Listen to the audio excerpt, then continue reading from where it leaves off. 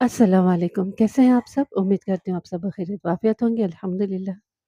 चलिए आ जाते हैं आज की कहानी पर। आज की कहानी फिर आप लोगों की फ़रमाइश पर मिस्टर इंस्पेक्टर नवाज़ ख़ान साहब की ही है। तो शुरू करते हैं कहानी। और आप लोग जिन लोगों ने अब तक के सब्सक्राइब नहीं किया है तो प्लीज़ सब्सक्राइब करिए और सुनते वक़्त ही लाइक करिए। हाइप का ऑप्शन भी आ रहा है तो हाइप भी कर दीजिए और कमेंट्स लिखिए। चलिए शुरू करते हैं। आज जो मैं वाक़या आपको सुनाने लगा हूँ, वो एक ऐसे आदमी का है जो लोगों की नज़रों में भगोड़ा था। लेकिन मेरे नज़दीक ख़ैर छोड़े, ये उन दिनों की बात है जब मैं जसवंत सिंह के कत्ल की तफ्तीश से फ़ारिग हुआ था और कई दिनों बाद मुझे आराम का मौका मिला था। मैं थाने में फ़ारिग बैठा हुआ था कि 3 फ़ौजी आ गए।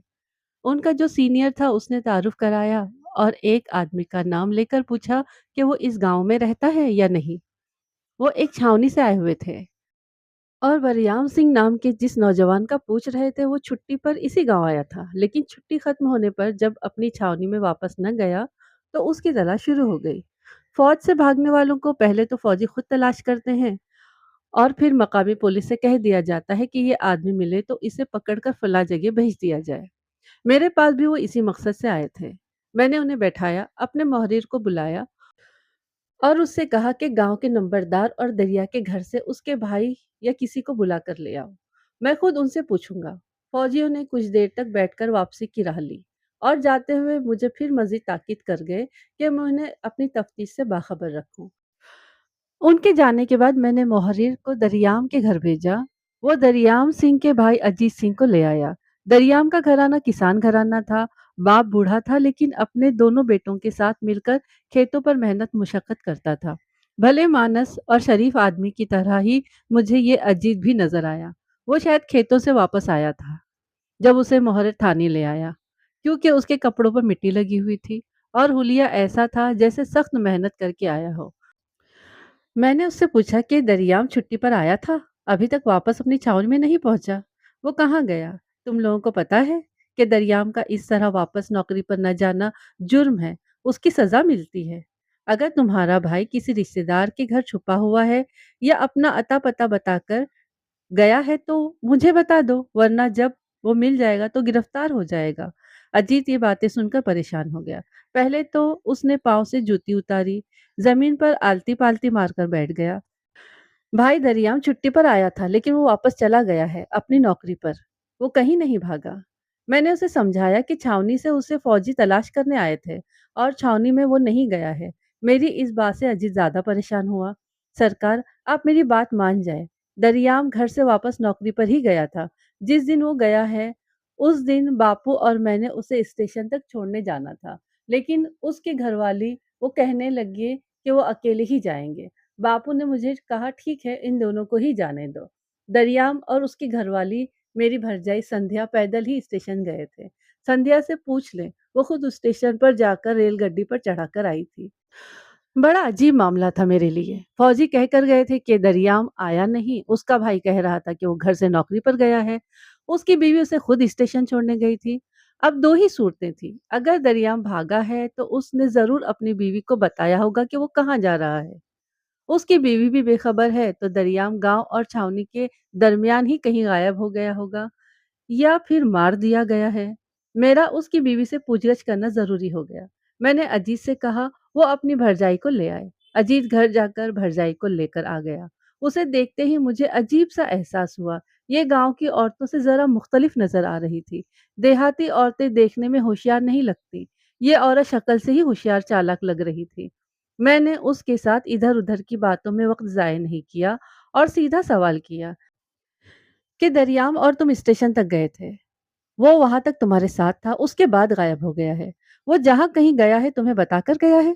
वो मेरा सवाल सुनकर मेरी तरफ देखती रही जैसे सोच रही हूँ कि क्या जवाब दे।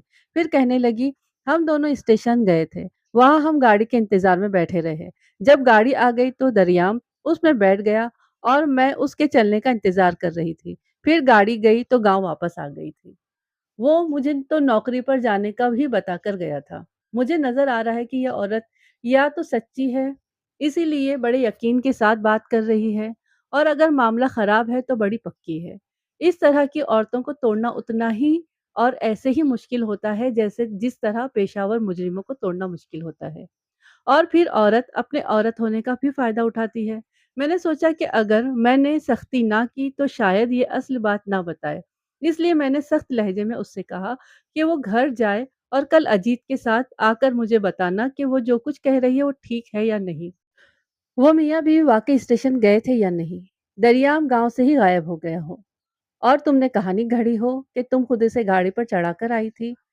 अजीत उसे बाजू से पकड़कर घर ले गया और मैं सोचने लगा कि ये किसी भागने वाले फौजी का आम मामला नहीं, बल्कि मुझे इसमें किसी जुर्म की बू आ रही है। संध्या को देखकर मेरा ये एहसास क्यों ज्यादा हो जाता था कि कुछ न कुछ है जिसमें ये औरत भी मुलविस हो सकती है। दूसरे दिन मैं थाने आया, सारा दिन कामों में गुजर गया। शाम के वक्त मुझे याद आया कि अजीत और संध्या ने मेरे पास आना था। वो नहीं आए। मैंने मुहर्रिर को बुलाया और कहा कि उस फौजी के घर आदमी भिजवा दो, उसके भाई को बुला लाओ। वो आया नहीं है अभी तक। मुहर्रिर ने आदमी भेज दिया। मैं इंतजार कर रहा था और घर जाने ही वाला था कि सिपाही अजीत को लेकर आ गया। मैंने अजीत से पूछा वो अकेला क्यों आया है? अपनी भरजाई को साथ क्यों नहीं लाया? उससे जो बातें मैंने पूछी थी, उनका जवाब उसने ही मुझे देना था। अजीत ने आंखें नीची की हुई थी। वो खामोश था। मैं समझ गया कि कोई बात है। पूछने पर कहने लगा, कल जब हम यहाँ से घर वापस गए, तो भरजाई बहुत परेशान लग रही थी। उसने रात रोटी भी नहीं खाई। कहने लगी उसकी तबीयत खराब है। फिर मैं ऐसा सो गया कि देर से उठा। मैंने भरजाई की चारपाई खाली देखी। मैंने समझा कि बाहर गई है, अभी आ जाएगी। लेकिन जब सूरज चढ़ आया तो मुझे परेशानी हुई। बापू और माता भी परेशान हो गए। मैं उसे तलाश करने के लिए बाहर निकल गया। गांव के सारे ही घरों में पता किया, वो कहीं नहीं मिली। मैं इसी परेशानी में आपके पास नहीं आया, भरजाई को ही तलाश करता रहा हूँ। अजीत ने जो बात बताई थी, मुझे तो पहले ही उस औरत पर शक था। अगर वो किसी गलत काम में मुलविस नहीं थी, तो उसे भागने की क्या ज़रूरत थी? अब मेरे पहले वाले शक पक्के हो गए कि अगर दरियाम खुद गायब हुआ है, तो इस औरत को पता है कि वो कहाँ गया है और अब ये भी उसके पास चली गई है। और अगर दरियाम खुद गायब नहीं हुआ है, तभी भी उस औरत को मालूम है और क्या पता कि उसके गायब हो जाने में इसका भी हाथ हो। मैंने अजीत से कहा कि तुमने अपनी भरजाई को तो तलाश करना ही है, लेकिन ये अब बहुत ज़रूरी हो गया है। जब तक वो नहीं मिलती, मुझे आकर बताते रहना कि तुमने कहाँ-कहाँ उसे तलाश किया। अजीत चला गया। वो कब भरजाई को तलाश करके लाता, उसे मिलती भी या नहीं। लेकिन ये बात मेरे दिमाग पर सवार हो गई थी कि दरियाम कहाँ चला गया है। मेरा ज़हन बार-बार भटककर उस तरफ चला जाता कि उसे कत्ल न कर दिया गया हो। जब मैं ये बात सोचता तो उसे तलाश करने की धुन और ज़्यादा मेरे ज़हन पर सवार हो जाती। अजीत को गए हुए कोई 1 हफ्ता हो गया होगा, जब मुझे सख्त बेचैनी हो गई कि इस तरह तो बात खो खाते चली गई है। अगर अजीत वापस ही नहीं आता तो क्या ये मामला खत्म हो गया? इसी बेचैनी में मैंने खुद अजीत को बुलवाया। वो आकर कहने लगा कि संध्या कहीं नहीं मिली, किसी रिश्तेदार को मालूम नहीं। उसने मुझे जवाब दिया कि वो मज़ीद तलाश नहीं कर सकता। उसके खेतों के काम में हर्ज हो रहा है। मैंने मुहर्रिर से पूछा कि इसका क्या ख़्याल है? अधेड़ उम्र का ये आदमी बहुत समझदार था। कहने लगा, अगर किसी बदमाश का मामला होता तो मैं कोई मुखबिर ले आता, क्योंकि ये मामला औरत का है और हमें मालूम भी नहीं कि वो किस तरह की औरत है। हम ये फर्ज कर लेते हैं कि उसका किरदार अच्छा नहीं, क्योंकि उसके खाविन के गुम हो जाने के बाद जिस तरह वाकयात हुए हैं, उससे यही अंदाजा होता है कि इस औरत का भी कोई ताल्लुक है। मेरे नज़दीक इसका किरदार मशकूक है। इसलिए मैं वो औरत आपके पास यहाँ लाऊँगा, जिसे गाँव की औरतें अच्छी नज़र से नहीं देखती और वो उनके घरों में लड़ाइयाँ और झगड़े होने की वजह बन चुकी हो।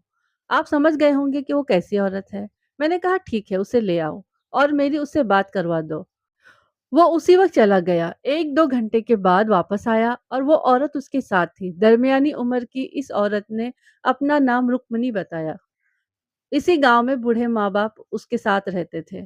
शादी नहीं की थी, मुहर्रिर के बकौल अच्छे किरदार की नहीं थी। शायद शादी ना होने की वजह भी यही हो। बहरहाल मुझे उसके किरदार से क्या लेना था? मुझे तो संध्या के बारे में मालूमात चाहिए थी। यही बात मैंने उससे भी पूछी। वो कहने लगी कि पता करके बताएगी। बड़ी बातूनी औरत थी। एक बार शुरू हो जाती तो चुप नहीं करती थी। मुझे गाँव की ऐसी-ऐसी बातें सुनाने लग गई जो मैंने उससे पहले कभी नहीं सुनी थी और ना ही मैंने उससे पूछी थी। मैंने कहा कि मुझे सिर्फ संध्या के बारे में जानना है।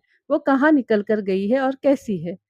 इस बात को 2-3 दिन गुज़र गए थे कि वो मेरे पास आई और कहने लगी, "ये तो नहीं पता कि संध्या कहाँ है, लेकिन जो बात मुझे मालूम है वो मैं बताने आई हूँ। जिस आदमी के साथ संध्या के ताल्लुकात हैं, मैं उसे जानती हूँ। जिस दिन मैं पहले आपके पास आई थी, उसी दिन बताना चाह रही थी, लेकिन पता नहीं क्यों हिम्मत नहीं पड़ी। घर जाकर इस बात का मैंने सोचा तो मुझे डर नहीं लगा। हमारे इसी गाँव का एक आदमी है जाखर। संध्या उससे मिलती है। मैंने खुद देखा भी है और जानती भी हूँ। जाखर बड़ा खराब आदमी है। वो जिस औरत से मिलता है समझ ले वो खराब औरत। वो बोलते-बोलते रुक गई। शायद उसे ये एहसास हो गया था कि वो खुद भी जाखर को जानती है। आपको पता है कि संध्या ने अपने घरवाले के यहाँ ना होने की वजह से जाखर के साथ दोस्ती बना ली थी। दरियाम तो महीनों के बाद छुट्टी पर आता था और संध्या जाखर के साथ फिरती थी। दरियाम जानता है कि जाखर और संध्या के ताल्लुकात हैं? मैंने उससे पूछा। इसका तो मुझे नहीं पता, लेकिन जिन दोनों दरियाम छुट्टी पर आया था, संध्या ज़्यादा अरसे घर ही में रहती थी। इससे अंदाज़ा होता है कि ये ताल्लुकात दरियाम नहीं जानता होगा। तुम्हें कैसे पता है कि ये ताल्लुकात हैं? जिस आदमी ने जुर्म किया होता है, आप उसे पकड़ ही लेते हैं। आपको ये काम आता है। इसी तरह ये बातें एक औरत की नज़र से कैसे छुप सकती हैं? वो ठीक कह रही थी। ऐसी बातें तो छुप नहीं सकती और वो भी एक ऐसी औरत की निगाहों से जो चलती-फिरती रहती हो। ऐसी औरतों की निगाहें घरों की चारदीवारी नहीं रोक सकती। मैंने मोहरिर को बुलाकर कहा कि कोई आदमी इस औरत के साथ भेज दो कि ये उसे रास्ते में एक आदमी का घर दिखा देगी। वो सिपाही सिर्फ जाकर घर देखा है। मुझे बाद में उसकी ज़रूरत पड़ेगी। मोहरिर समझ गया, कहने लगा मैं आदमी भेज देता हूँ।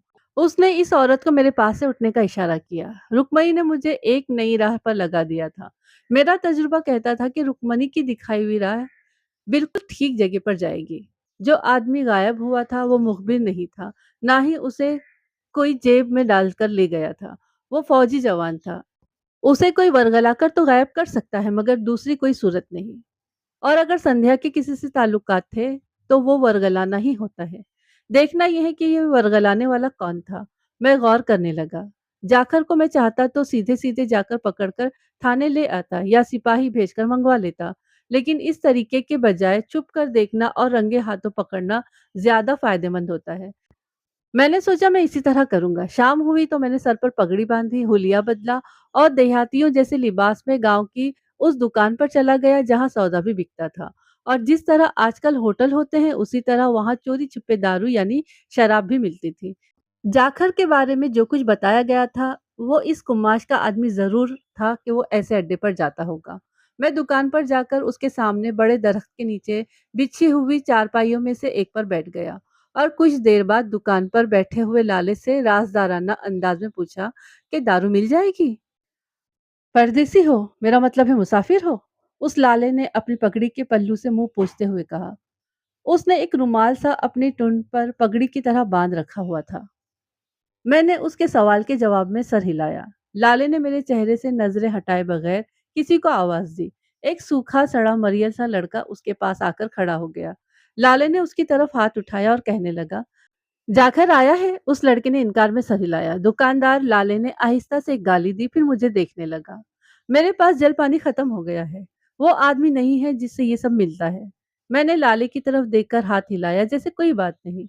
मैं जाता हूँ और मैं वहां से चल दिया। सीधा थाने वापस आया। मोहरिर से कहा कि वो सिपाही मेरे साथ कर दो जो जाखर का घर देखकर आया था। उस सिपाही को साथ लेकर मैं जाखर के दरवाजे पर पहुंच गया। शाम का अंधेरा फैल चुका था। मैं खुद घर के बाहर खड़ा रहा और सिपाही से कहा कि अंदर जाओ और दरवाजा खोल दो। अगर कोई अंदर हो तो उसे बाहर ले आओ। वो दीवार से अंदर कूद गया और दरवाजा खोल दिया। अच्छा खासा खुला सा सहन नजर आ रहा था जिसमें एक तरफ दरख्तों के झुंड थे।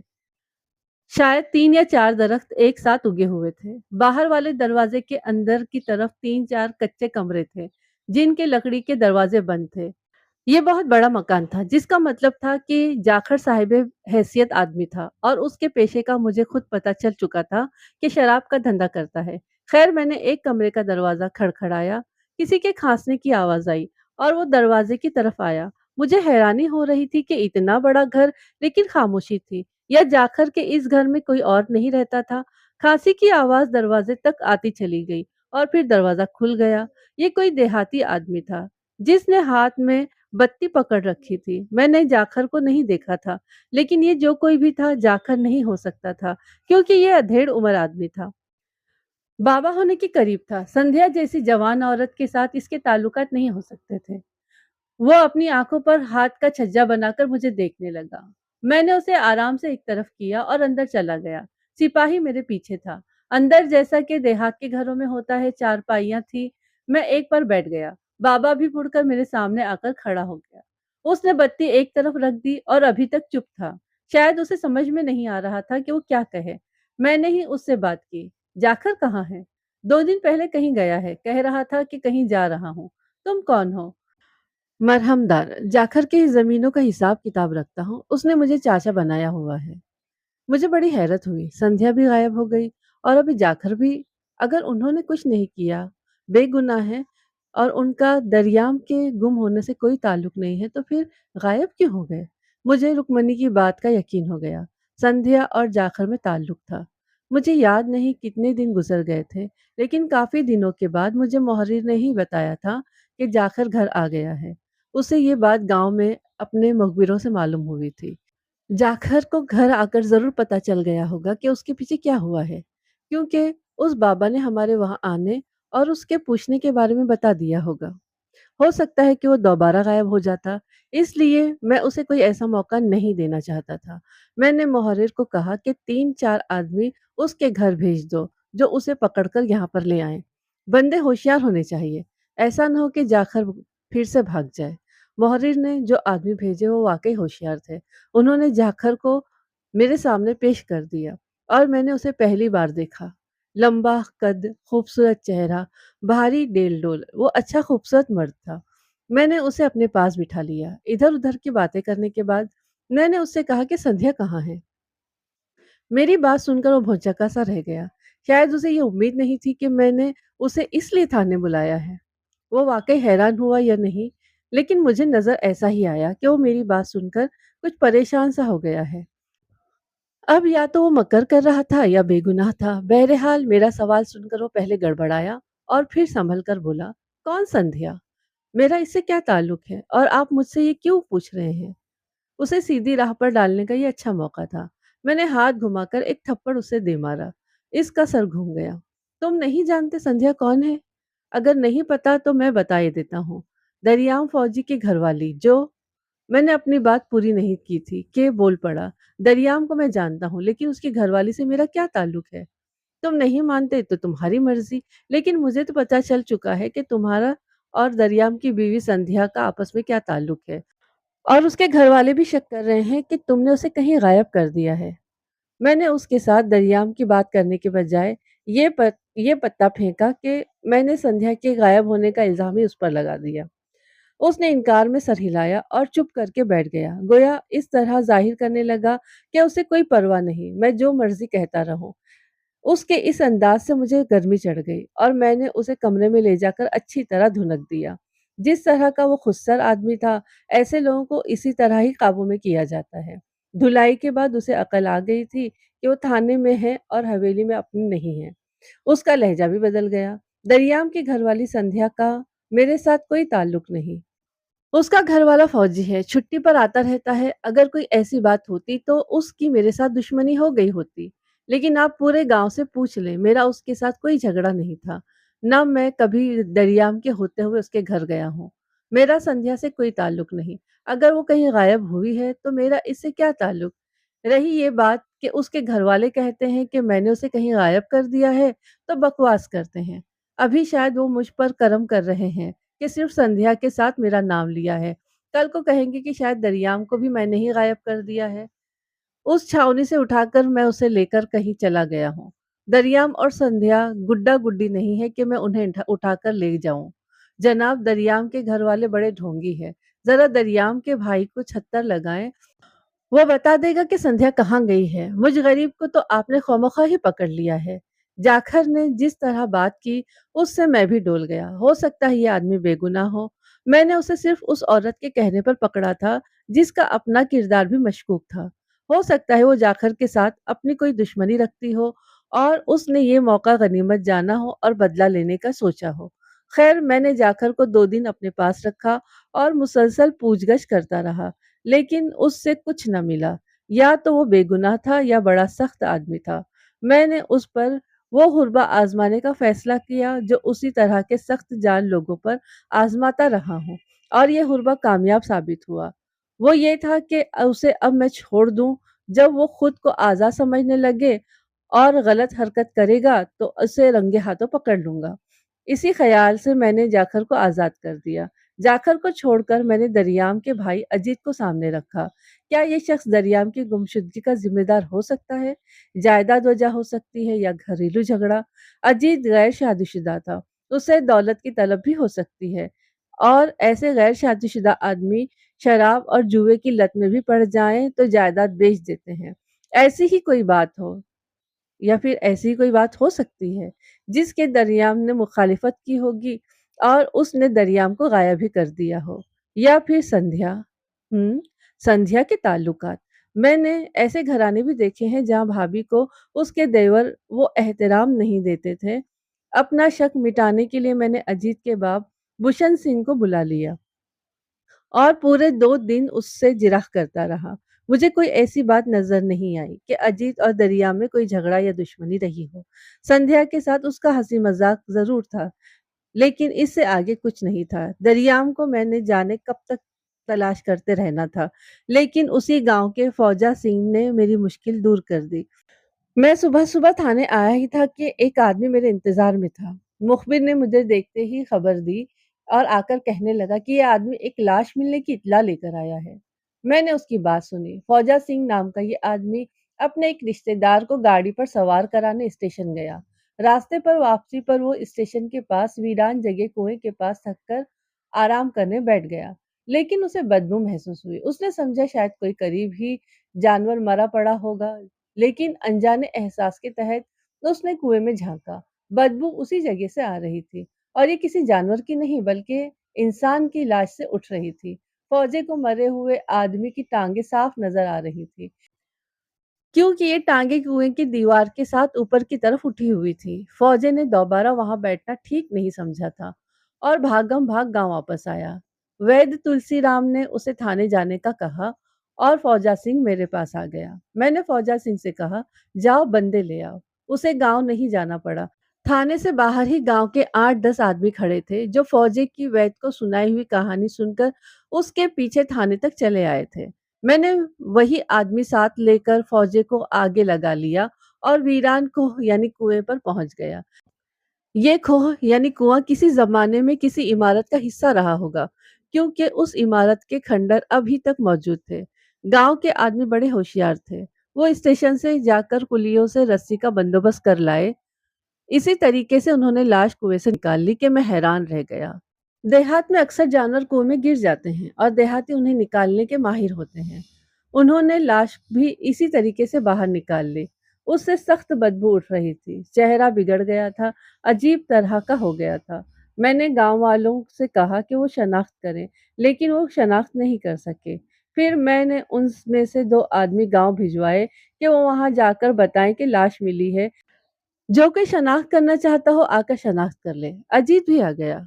वो लाश को इधर-उधर से देखता रहा। उसकी आंखों में हैरत बढ़ती गई और फिर यकायक वो रोने लग गया। मैंने पूछा, क्या बात है? तुमने पहचान लिया है ये कौन है? उसने एक हाथ आंखों पर रखा हुआ था और दूसरे से लाश की तरफ इशारा करके कहने लगा, ये भाई हैं। गोया ये मरने वाला दरियाम सिंह था। जिस आदमी की मुझे और फौजियों को तलाश थी वो मिल गया था, लेकिन मुर्दा हालत में, और हालत भी ऐसी कि मैंने अजीत से कहा कि मैं जाता हूँ, तुमने इसका जो करना है करके फारिग होकर मेरे पास आ जाना। थाने जाकर मैंने कागजात बनाए। फौजी जो पता मुझे दे गए थे उस पर इतला की। तलाश का काम तो खत्म हो गया, लेकिन इससे बड़ा काम शुरू हो गया था। दरियाम खुद तो इस कुएं में जाकर नहीं सो गया था। उसे किसी ने कुएं में पहुंचाया था। वो कत्ल हुआ था और अब मुझे उसके कातिल को भी पकड़ना था। अगले 2 दिन बड़े मसरूफ गुजरे। फौजी भी आ गए थे और अजीत से मिलकर मेरे पास आए थे। कागजी कार्रवाई हुई। अजीत भी क्रियाक्रम से फारिग होकर मेरे पास आ गया। मैंने उससे कहा कि वो पर्चा दर्ज करवाए। उसके बाद आगे चलते हैं। उसने पर्चे में संध्या को अपने भाई की कातिला नामजद कर दिया। दरियाम के कत्ल में नामजद मुलजिमा संध्या गायब थी और उसका आशिक जो मेरे नजदीक अभी तक मुश्तबा था वो भी गायब हो जाता, तो मेरे पास क्या बचता। इसलिए मैंने जाखर के गिर्द घेरा तंग करने का फैसला किया। अगर वो दरियाम के कत्ल में मुलविस था तो अब दरियाम के लाश के मिलने के बाद वो ज़रूर कोई ऐसी हरकत करता कि उसे पकड़ना मेरे लिए आसान हो जाता। उसी ख़्याल से मैंने रुक्मनी को बुलाकर होशियार कर दिया और उसे ख़ास ताकीद की कि वो जाखर पर नज़र रखे। वो जाखर जैसे शौकीन मिजाज आदमी के घर बिला रोक-टोक जा निकलती थी। इसलिए दूसरी तरह की निगरानी के मुकाबले में इस तरह की निगरानी ज़्यादा मौसर साबित हो सकती थी। ताहम मैंने सिर्फ रुक्मनी पर ही तकिया नहीं किया, बल्कि जाकर के घर के बाहर अपने सिपाहियों का पहरा भी लगा दिया। चलते-फिरते ये सिपाही आम तौर पर नज़रों में ही नहीं आते थे। वो चूँकि पेशावर होते हैं, इसलिए अपना काम बेहतर तरीके पर करते थे। लेकिन कभी वो नाकाम भी हो जाते थे और उनकी जगह आम आदमी ज़्यादा कामयाब हो जाता है। दरियाम के मामले में वो नाकाम रहे और रुक्मनी कामयाब हो गई। दोपहर का वक्त था जब रुक्मनी मेरे पास थाने आ गई। उसका चेहरा जोश से सुर्ख हो रहा था। उसने मेरे सामने बैठते ही वक्त ज़ाया नहीं किया। कहने लगी, संध्या जाखर के घर आई हुई है। मेरा दौरान खून तेज हो गया। मैंने उसे टोका नहीं, बोलने दिया। उसने काली चादर से जिस्म ढांप रखा था, लेकिन वो अपनी चाल किसी तरह नहीं छुपा सकती थी, कम अज कम मुझसे तो नहीं। वो कहने लगी, मैं जाखर के घर से 2 घर आगे थी। मैं झट से उसके घर की डेवड़ी में घुस गई। संध्या मुझे नहीं देख सकी। वो जाखर के घर में गई और मैं भी उसके पीछे हो ली। पहले तो ख़्याल आया कि अंदर जाऊँ, लेकिन फिर आपकी तरफ चली आई। मेरा ख़्याल है कि इस वक़्त मौके पर चलकर दोनों को पकड़ लें। मेरा जो शक था वो पूरा हो गया था। इस ख़्याल से ही मेरे जिस्म में सनसनी पैदा हो गई। जाखर को छोड़कर मैंने अच्छा फ़ैसला किया था।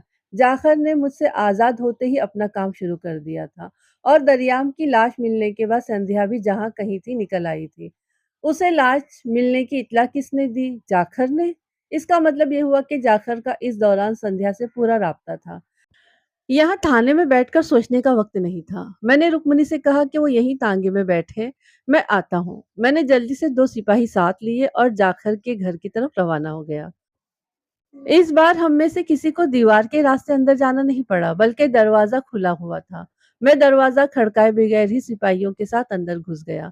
सहन में ही जहाँ दरख्त उगे हुए थे, मुझे वहाँ चारपाई पर मरहमदार बैठा हुआ नजर आया। वो मुझे देखते ही मेरी तरफ आ गया। करीब आते ही मैंने उससे पूछा, जाखर कहाँ है? वो जी कोठे के अंदर है। मैंने उसे वहीं छोड़ा और कच्चे कमरों की तरफ बढ़ गया।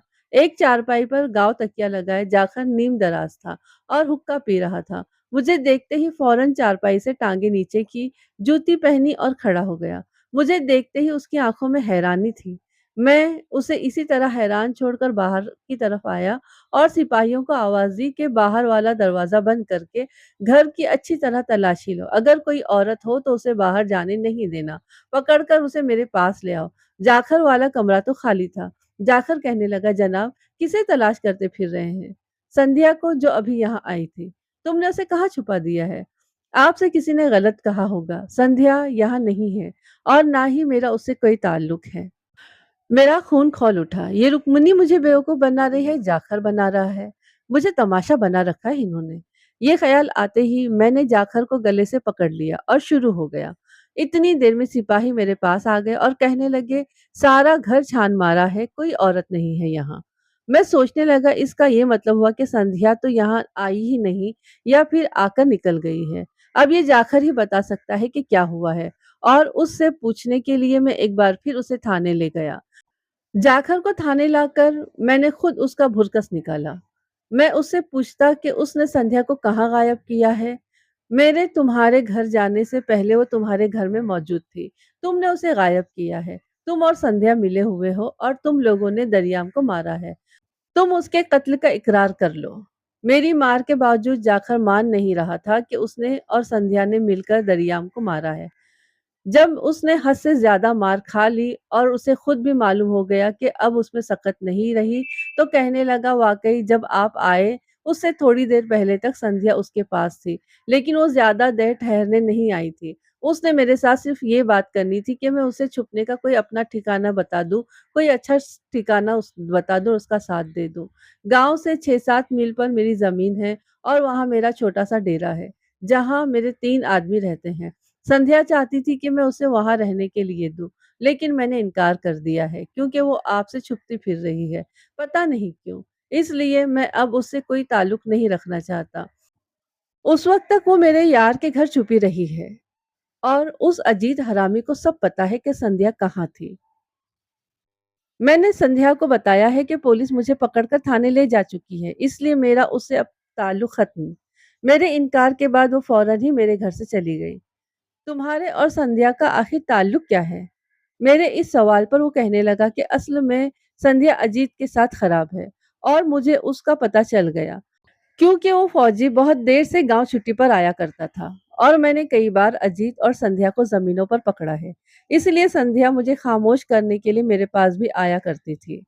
बस मैंने अब आपको सच्ची बात बता दी है। अब आप चाहे तो मुझे जान से मार दें, इसके अलावा और कुछ नहीं है। रुक्मणी ने जाखर और संध्या के बारे में जो कुछ बताया था वो सच होते हुए भी सच नहीं था और अजीत के बारे में मेरा जो शक था वो सही निकला था। मैंने जाखर से कहा कि संध्या अभी तुम्हारे यार के घर होगी, मुझे वहां ले चलो। उसके साथ ही मैंने मुहर्रिर से कहा कि अजीत को पकड़कर यहाँ ले आओ और मेरे आने तक कहीं और जाने नहीं देना।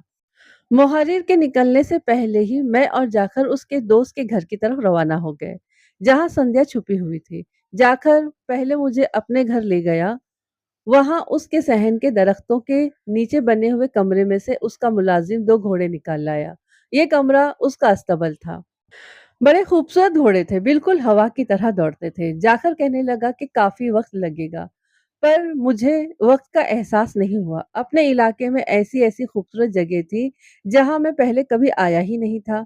जिस रास्ते पर हम जा रहे थे, उसमें हरियाली बहुत थी। ऐसा लगता था जैसे गहरी-गहरी घनी घास में रास्ता बना दिया गया हो। पता नहीं यहाँ किसी ज़माने में खुदाई होती रही होगी, इसलिए काफ़ी दूर तक दोनों तरफ मिट्टी टीलों की शक्ल में ढेर थी, जो वक़्त गुज़रने के साथ-साथ जमकर पहाड़ियों जैसी शक्ल इख्तियार कर गए थे और उन पर जंगली फूलों और झाड़ियाँ उग आई थी। ये रास्ता ज़्यादा दूर नहीं था। उसके बाद एकदम लगा जैसे हम किसी पहाड़ी इलाके से निकलकर मैदानी इलाके में आ गए हों, क्योंकि मेरे सामने अब भूरी मिट्टी वाली खुश्क ज़मीन थी, जिसमें कहीं-कहीं कीकर और टाहिली के दरख्त नज़र आ रहे थे। किसी जगह कोई खाल हमारे रास्ते में आ जाती, इधर-उधर फसलें भी कहीं नज़र आ जाती। बस्ती अभी तक कोई नज़र नहीं आई थी। जाखर का कहना सही था कि काफ़ी वक़्त लगेगा। जहाँ तक हमने जाना था, वो तो जैसे कि मैंने पहले ही कहा कि मैं रास्ते की खूबसूरती की वज़ह से वक़्त का एहसास नहीं कर रहा था। लेकिन फिर मुझे भी एहसास होने लगा कि हम कब से चल रहे हैं। जाखर मेरे से थोड़ा-सा आगे था। मैंने उससे दरियाम की बात छेड़ दी कि उसे कत्ल करने वाला कौन हो सकता है? जाखर कहने लगा, मेरी दरियाम से क्या दुश्मनी? अगर उसकी दुश्मनी होगी तो अजीत से, क्योंकि दोनों ज़मीन के मसले पर झगड़ पड़े हैं। मैंने जाखर से कहा कि चलो मैं मान लेता हूँ कि ये दोनों भाइयों का झगड़ा है, लेकिन ये संध्या तुम्हारे पास क्यों आती है? इसका जवाब तुमने नहीं दिया है। मेरे ज़हन में एक बार फिर जाखर के खिलाफ शक उभरने लगा और फिर एकदम मेरे आसाब ठंडे हो गए। कहीं इस हरामी ने मुझे किसी जाल में तो नहीं फँसा लिया, मुझे ये इसी जाल में ले जा रहा हो। मुझे वो एकदम शातिर आदमी लगने लगा। मेरी छठी हिस्स एकदम से बेदार हो गई और इतनी दूर आकर मुझे एहसास हुआ कि मैंने कोई गलती कर दी है। लेकिन क्या गलती की है? ज़हन इसका अंदाज़ा नहीं लगा रहा था। इस वक़्त मेरी हैवानी हिस्स बेदार हो गई थी। जब कोई जंगली जानवर किसी खतरे में हो जाता है, तो वो ज़्यादा चौकस हो जाता है और उसकी मज़ाहिमत एकदम सख्त हो जाती है। बिल्कुल इसी तरह यकायक ही मुझे एहसास हुआ कि मैं कहीं उसके साथ जाकर गलती तो नहीं कर रहा और मेरी छठी हिस्स कह रही थी कि मुझे कोई खतरा है। ऐसे हालात में फौरी फैसला करने की ज़रूरत थी। मैंने इधर-उधर देखा, कुछ दूर किसी बस्ती के घर नज़र आना शुरू हो गए थे। मेरे दिल को थोड़ी-सी धाड़स बंधी और मुझे ख़्याल आया कि मैं बुज़दिल तो नहीं हो गया। कुछ देर पहले मेरे जो एहसासात थे मुझे उन पर शर्मिंदगी सी होने लगी। वही जाकर अब मुझे कमज़ोर नज़र आने लगा। बहरहाल बस्ती करीब आ गई और उससे बहुत पहले ही वो मकान भी आ गया जहाँ मुझे जाकर ले जा रहा था। आम देहाती घरों की बनिस्बत ये पक्का मकान था। मेरा मतलब है कि गारे की बजाय ईंटों का बना हुआ था। जिनके ऊपर टूटे हुए शीशे लगे हुए थे। ये शीशे इसलिए लगाए जाते हैं कि अगर कोई दीवार पर चढ़ने की कोशिश करे तो उसके हाथ जख्मी हो जाए। मुझे एहसास हुआ कि ऐसी दीवार किसी खास मकसद से तैयार की गई है। ऊंचा ठोस लकड़ी का दरवाजा जिसके सामने जाखर ने घोड़ा रोक लिया। हम घोड़ों से उतरे। जाखर ने जोर जोर से दरवाजे पर दस्तक दी। कुछ देर बाद किसी ने दरवाजा खोला और उसको हाथ से पकड़कर रास्ता रोककर खड़ा हो गया। मेरी नज़र उस पर पड़ी तो फिर मुझे बेनाम सी बेचैनी होने लगी। पहलवान नुमा आदमी था ये। एक आंख से काना, सर पर बालों का नामो निशान नहीं था। सामने का एक दांत टूटा हुआ और दूसरा काला। वो शक्ल से ही छटा हुआ बदमाश लगता था। मैं अंदाजा करने लगा कि उसके साथ भिड़ने की मुझ में ताकत है या नहीं। खैर, उसने जाखर की तरफ देखा और खामोशी से एक तरफ हो गया। मुझे हैरत का झटका लगा। जाखर कह रहा था कि उसके दोस्त का घर है, लेकिन वो इस बेतकल्लुफ़ी से अंदर जा रहा था जैसे खुद उसी का घर हो और उस काने ने इस तरह अंदर जाने दिया जैसे वो उसका मुलाजिम हो। मैं अंदर से बिल्कुल तैयार हो गया कि कुछ भी हो सकता है। इस मकान का सहन कम था और कमरे ज़्यादा नज़र आ रहे थे। जाकर आगे-आगे चल रहा था और काना मेरे एक तरफ। बरामदे की सीढ़ियाँ चढ़कर जाकर दाईं तरफ मुड़ गया। ये एक बरामदा था जो कमरों के बाहर चल रहा था। मोड़ मुड़ते ही मुझे ठंडी हवा का एहसास हुआ। यहाँ बरामदे के आगे बहुत खुला सहन था, जिसमें घास ही घास थी और फूलों की क्यारियां लगी हुई थी। सहन दरख्तों से भरा पड़ा था। जिस तरफ से हम मकान के अंदर आए थे, उधर से ये नजर नहीं आते थे। जाखर ने एक कमरे का दरवाजा खोला और मुझे अंदर आने का इशारा किया। यहाँ उसकी चाल-ढाल बिल्कुल ही बदल गई थी, बिल्कुल ऐसे जैसे मेरी कोई परवाह ही नहीं और मैं उसके घर में हूँ और उसके पीछे अंदर चला गया। कान्हा मेरे पीछे था, कमरे में मोटे-मोटे पाइयों वाला तख्त-पोश बिछा हुआ था, जिसकी शक्ल मसहरी जैसी थी और पास लकड़ी की 3 कुर्सियाँ पड़ी थी, ईंटों का पक्का फर्श था। ये मकान किसी ने काफ़ी पैसे खर्च कर बनाया होगा। जाकर की कमर मेरी तरफ थी और मुँह सामने दीवार की तरफ। इसी हालत में वो खड़ा हो गया। मुझे अपने पीछे कमरे का दरवाजा बंद होने की आवाज आई और किसी ने चटखनी चढ़ा दी। मेरे आसाब तन गए। रास्ते में मुझे जो वहशत हुई थी और जिस चीज से छठी हिस्स ने जब खबरदार किया था, वो सामने आने ही वाली थी। जाखर ने अपना दायां हाथ ऐसे झटका जैसे उसने किसी को कोई इशारा किया हो और साथ ही तेजी से मेरी तरफ लपका। जैसा कि मैंने कहा था कि खतरे की हालत में इंसान की हरकत तेज हो जाती है। मैंने गैर इरादी तौर पर एक तरफ हटने के लिए हरकत की, लेकिन शायद मुझे देर हो गई थी। उस काने ने मुझ पर हमला कर दिया था और उसके भैंसे जैसी टक्कर से मेरे पांव उखड़ गए थे। मैं उड़ता हुआ मसहरी पर जा गिरा। अभी खड़ा ही होना चाहता था कि छांटे की हवा को काटने की आवाज आई और छांटा शड़प की आवाज के साथ मेरे मुंह पर लगा। मुझे ऐसा महसूस हुआ जैसे किसी ने उस तरह मेरे मुंह पर फेर दिया हो। मैंने दोनों हाथों से चेहरा ढांप लिया। दर्द की लहर मेरे ऊपर वाले सारे धड़ में फैल गई और फिर मुझ पर छांटे बरसने लगे।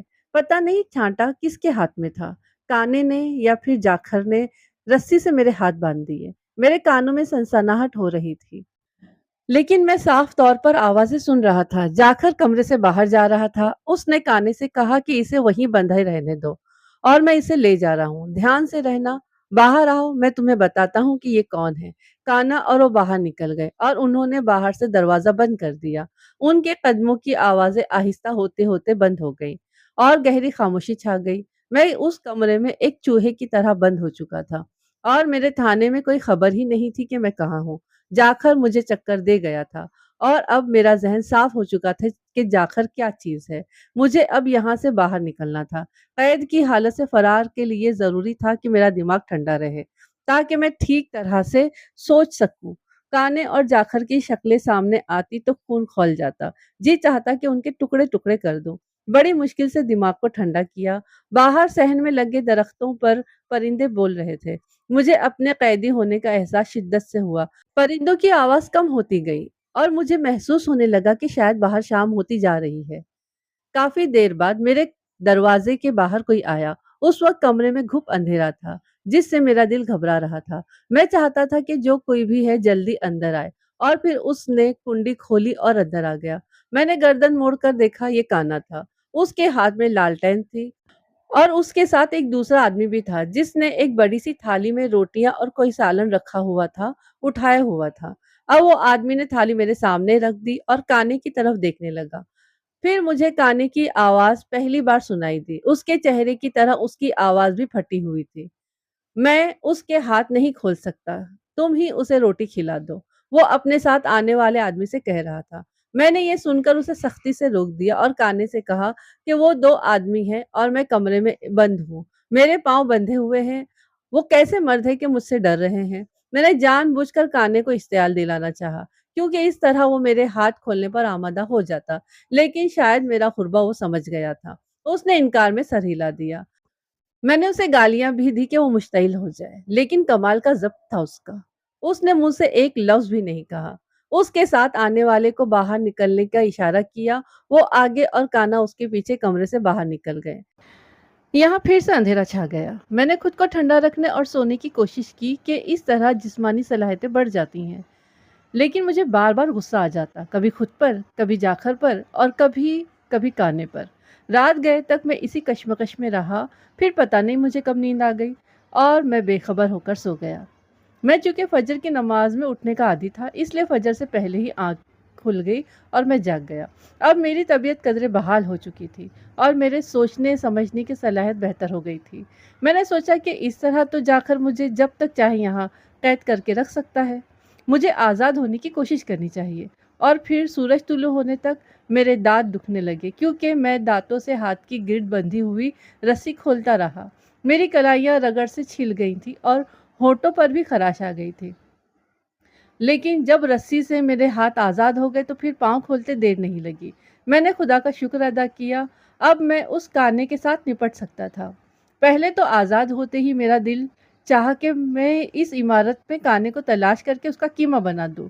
लेकिन फिर ज़ब्त कर लिया कि अनजान जगह है, काना मेरे बाहर निकलने से होशियार हो जाएगा। दिन चढ़ आया था और मुझे देखने के लिए वो फिर आएगा। और फिर ऐसा ही हुआ। दरवाजे के बाहर कदमों की आवाज़ आई। मैं उसी तरह पाँव जोड़कर लेट गया। दरवाज़ा खुला और फिर काना अंदर आ गया। उसके साथ वही रात वाला आदमी था।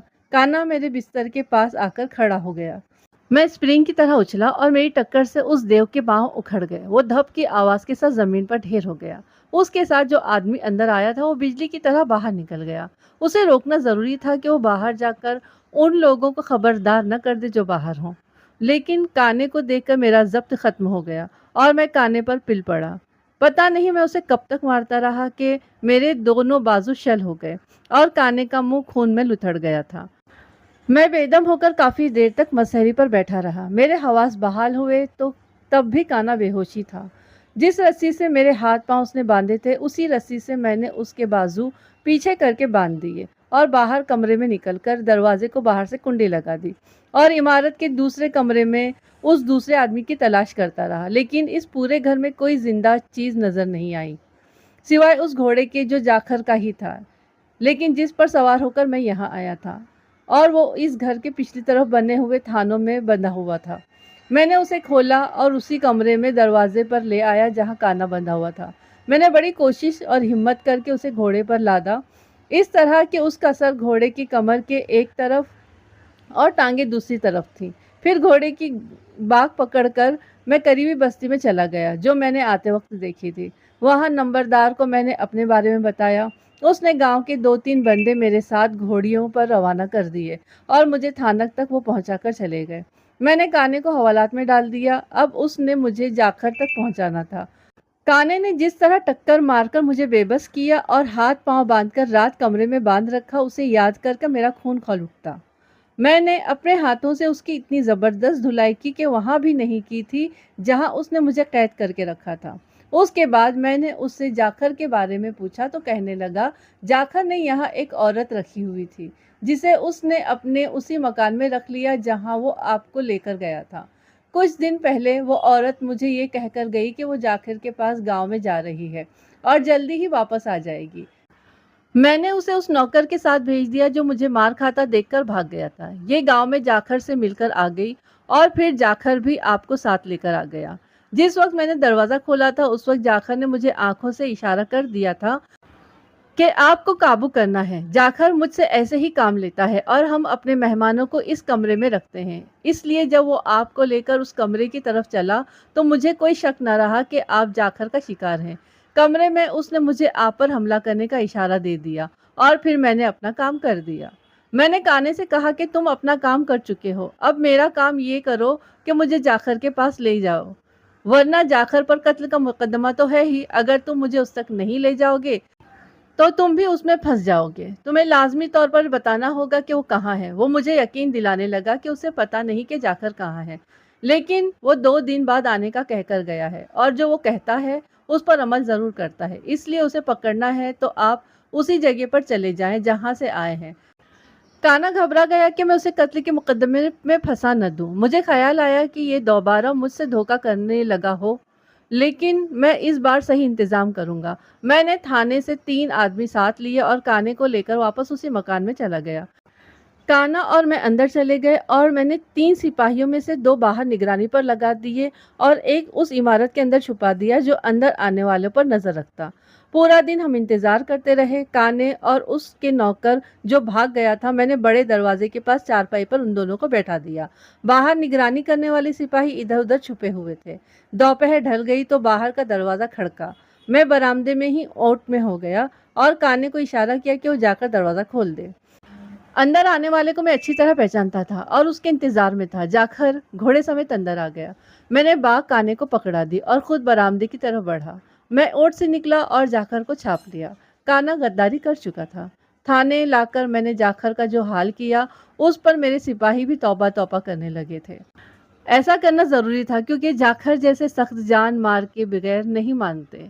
उसने मुझे मुकम्मल पता दिया था कि संध्या कहाँ है, जिसे मैंने थाने से सिपाही भेजकर मंगवाया। ये सादे कपड़े में गए और संध्या से कहा कि जाखर ने उन्हें भेजा है। वो उनके साथ आ गई और वो उसे थाने लेकर आ गए। संध्या को जब पता चला कि उसके साथ क्या हो गया है तो वो सटपटा गई। मैं उसे जाखर के पास ले गया और कहा कि उसका हाल देख लो, अगर तुम जुबान नहीं खोलोगे तो तुम्हारा भी यही हाल हो जाएगा। बेहतर है कि अब दरियाम के साथ जो कुछ हुआ है वो बता दो। उसे स्टेशन छोड़ने तुम गई थी, उसे गाड़ी तो नहीं निगल गई और ना ही वो रास्ते में उतरकर कहीं भाग गया होगा। तुम ही जानती हो कि वो कहाँ गया है। जाखर की हालत देखकर वाकई संध्या को अकल आ गई। मैंने जाखर को हवालात से निकाला और उसे और संध्या को अपने कमरे में ले गया। मुहर्रिर को मैंने वहीं बुला लिया कि उनका बयान लिख ले। मुझे यकीन था कि वो अब लाजमी सारी बातें बक देंगे और उन्होंने ऐसा ही किया। मैंने संध्या से कहा कि वो बताए कि क्या हुआ था। उसने बताना शुरू किया। दरियाम छावनी से बहुत कम छुट्टी पर आता था। जाखर ने मुझे वर्गलाया।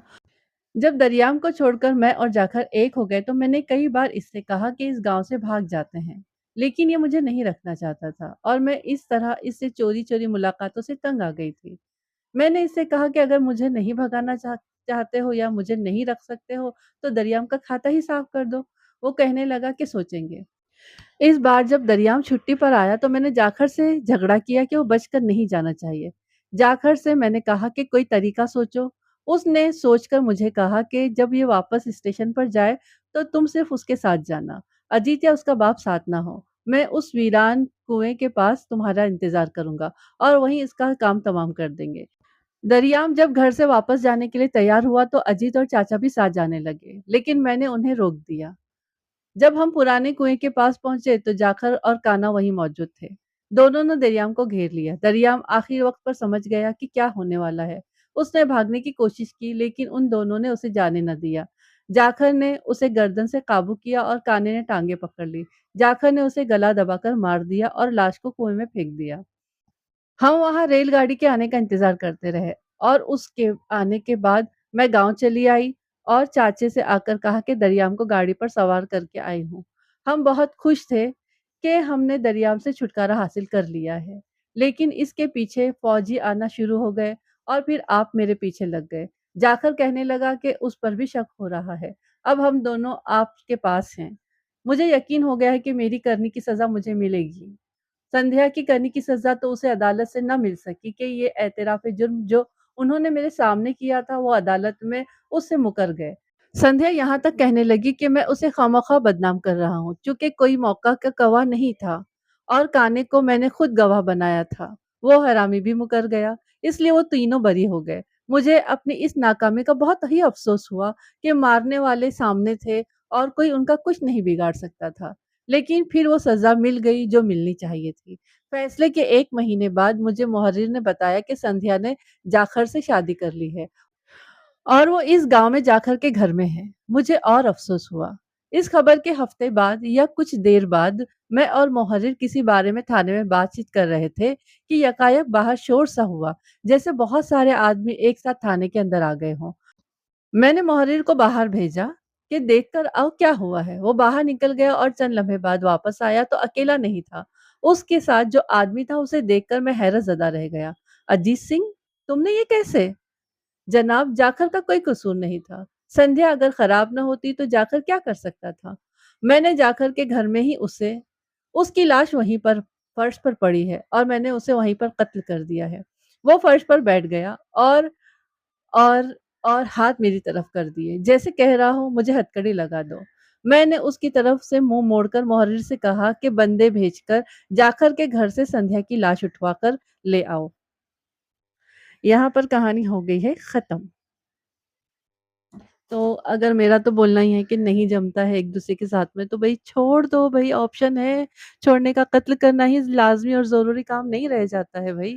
छोड़ दो, ज़िंदा रहने का हक हर किसी को है, अल्लाह ने दिया हुआ। तो फिर क्या ज़रूरत है किसी बंदे को कत्ल करने की? इतना अफ़सोस होता है कि अपनी ज़रा-सी खुशी के लिए एक इंसान को इस दुनिया से ख़त्म कर देते हैं। नहीं जम रहा था, जाखर के साथ रहना था तो बीवी अब तलाक ले लेती, छोड़ देती। बहुत सारे ऑप्शन थे, चली जाती जाकर के पास। बेचारे बंदे को कत्ल कर दिया, अब उसके माँ-बाप, भाई, जिनका जाता है उन्हीं को पता होता है, सच बात तो ये है। मारने वालों को क्या है, और ऊपर से लोग बच भी गए। लेकिन भाई ने भी तो बदला ले लिया अपने भाई का, क्योंकि भाई को पता चल गया था ना कि सारा ये सब खेल अब मेरी भाभी का ही है। खत्म कर दिया, क्या फ़ायदा हुआ? अगर उस बंदे को छोड़ के चली जाती तो खुद भी ज़िंदा रहती, वो बंदा भी ज़िंदा रहता, तुझे वो मिल जाता जाकर, उसे कोई और बंदी मिल जाती। ज़िंदगी रुकती नहीं है ना किसी के लिए, चलती रहती है। लेकिन चलने का मतलब ये नहीं है कि आप इस तरीके की उल्टी-सीधी हरकतें करो। मतलब अपनी ख्वाहिशों को पूरा करने के लिए किसी के साथ इतना बुरा कर दो। अल्लाह उसको कत्ल करके उसको कुएँ में फेंक दिया, और इतनी ढीठ औरत के इंस्पेक्टर के पूछने पर बता दिया कि मैं तो उसको ट्रेन में बिठा कर आई थी। अल्लाह! चलिए, और वो जाकर भी कितना नालायक है, उसके देवर पे ही मतलब वो दरियाम के भाई पर ही इल्ज़ाम लगा दिया कि उसने उसकी बीवी को खराब कर दिया। अल्लाह अस्तगफिरुल्लाह, है ना? लेकिन जो सच होता है वो तो कभी न कभी बाहर आ ही जाता है, लोगों को पता चल ही जाता है क्या हुआ है, कैसे हुआ है, किसने किया है ना? ऊपर जो है ना, अल्लाह हमारा, कहते हैं ऊपर वो तो हर जगह है, तो वो बराबर घसीट-घसाट कर लोगों को उनके अंजाम तक पहुँचा देता है। हमारे हमारे नवाज़ खान साहब भी एकदम पक्के, बिल्कुल पकड़ लिया था, लेकिन क्या करें, छूट गया।